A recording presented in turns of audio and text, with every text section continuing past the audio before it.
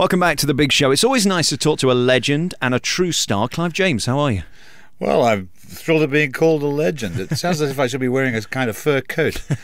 It becomes a legend most, you know. For me, you were one of the premier interviewers, and really you've got this new book out that talks about your time on TV, talking to people like I'm talking to you. Yeah, the new book, The Blaze of Obscurity, is really about my time in television, and I spent a lot of that time, of course, talking to people. And I had my own ideas about how that should be done. I never really used the adversarial technique. I used to bowl softballs and see how they would hit them, and that's often when the person you're talking to will let something slip. But I very rarely interviewed anyone I didn't respect. Occasionally, I name no names. Occasionally, I wanted to strangle them on the way in, but usually they got well known for a reason. Those were the days when you still got famous for a reason. We're now in a different era where you get famous for anything, right? And I don't particularly want to interview Jordan, for example, even if I was asked to. It is funny, and I know Parky, when he left ITV, he said the good old days of TV have gone because the people I want to talk to don't want to talk anymore, yes. And those who do, I don't want to talk to them. He was dead right, because the stars were getting increasingly more tightly handled by their minders, for understandable reasons. If you've got a valuable property, you don't want the valuable property to say the wrong thing, so you try and block that off. And that, and combined with the fact that the people who would speak freely didn't have anything to say, was a deadly double blow. What do you make of the world these days? I mean, if you were doing your show now and you could have anybody on, who would you want on and what would you ask them? Well, there's a lot of material around. The great days of President Bush are gone. President Bush would create new material for you every time he opened his mouth. His inadvertent humour was the very highest class. Obama's not going to do that for you. Obama's just too bright. And Obama is the actual master of the language. His first book, Dreams from My Father, is a great book.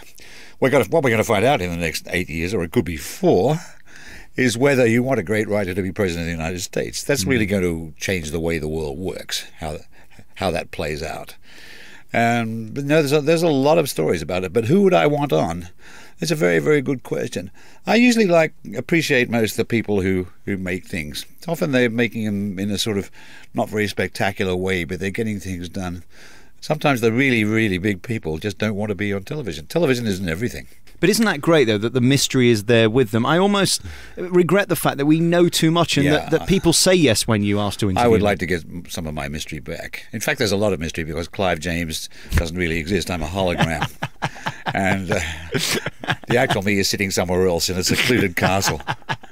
There's plenty of mystery. It's just that I can't reveal it. You understand? No, but there's something to be said for that. Some of the really big film stars were always careful not to be interviewed. Al Pacino was like that. Harrison Ford has always been like that. Harrison Ford has nothing to say, so it's very wise of him not to be interviewed. But Pacino always worked on the principle that every time he went on television to publicize a movie, as the studios wanted him to do, of course, then he was detracting from the very quality that made people go to see him in the cinema. Made him too available. There's something to it. You do feel terrifically available after 20 years in the media. I retired in 2000, and now I'm feeling unavailable and mysterious and wrapping my beautiful shoulders in fur. I'm legendary. Is there a feeling that when somebody like me asks for an interview, you're thinking, I'm just too good to talk to the likes of me? Oh, no, I like the likes of you. It's the likes of some of the people in the press that scare me to death. They still send these harridans after me who treat me as if I was a politician, an elected official. I just hate them. And one of these days I'm going to knock one of them off. You know? one of them is just going to vanish. She's going to come to my place to interview me and she's not going to go back. That'll be a story. Because it is a PR world now, and that's the difference between the days when you spoke to people. You really were talking to them. Yes. It does seem now when you interview people, you're talking kind of vacuously through their eyes, through their PR, through the person who media trained them. You don't really get the real person. You're talking to a corporation, and you better be ready for that on the way in, because unless you're very careful, you're just getting incorporated into their enterprise, and what you want to do is incorporate them into yours. But yeah, it's all irreversible. People know too much about all the rules now, and to the point where you can make a joke of it. Most of the TV programs that we laugh at are parody TV programs about other TV programs. People are very media wise.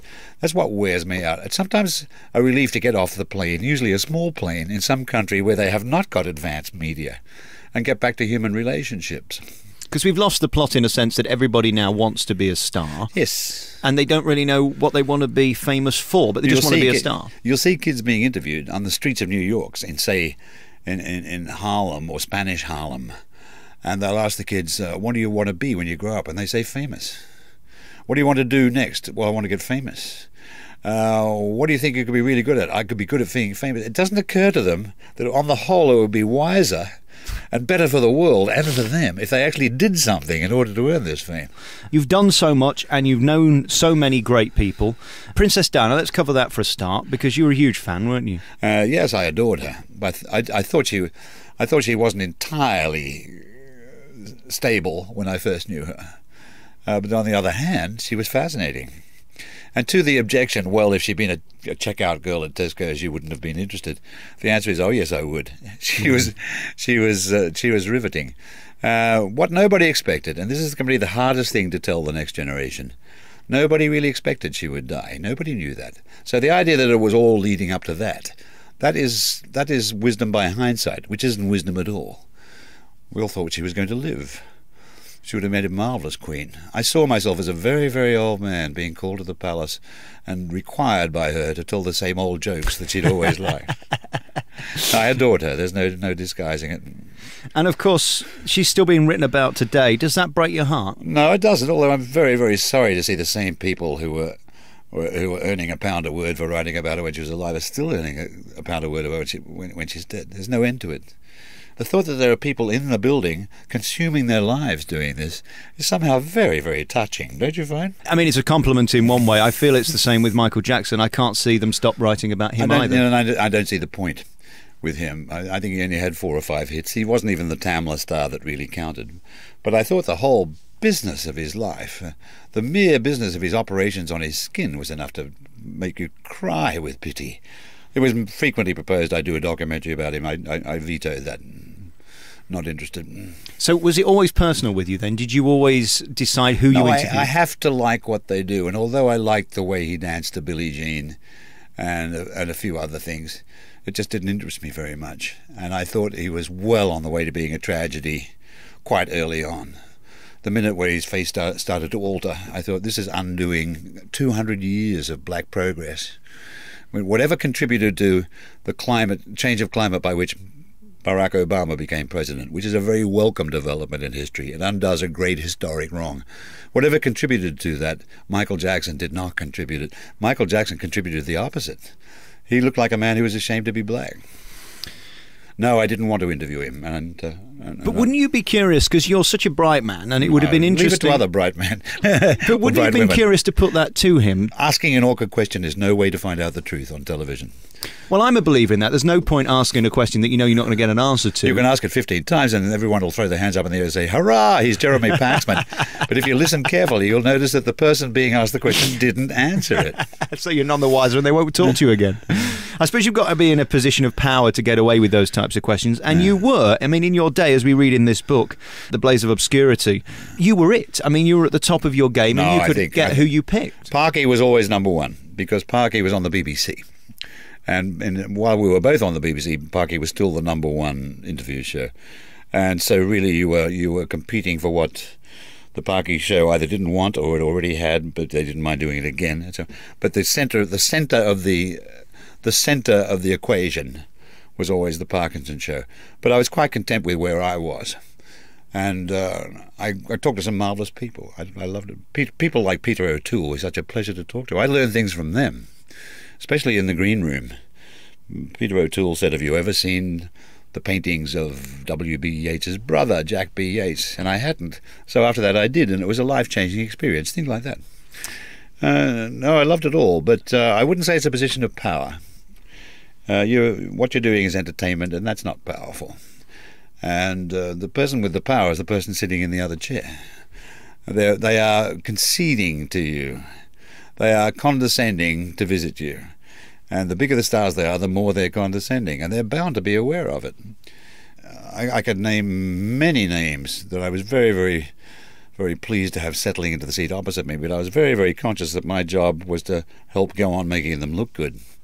there was simply no future in proving that the great film star opposite you was just a frail human being. The great film star opposite you is not just a frail human being. The great film star opposite you is, first of all, a great film star. So if I'm going to talk to anyone, I'd rather talk in my living room, in the comfort of my living room. So I don't even have to go into the car and go somewhere else.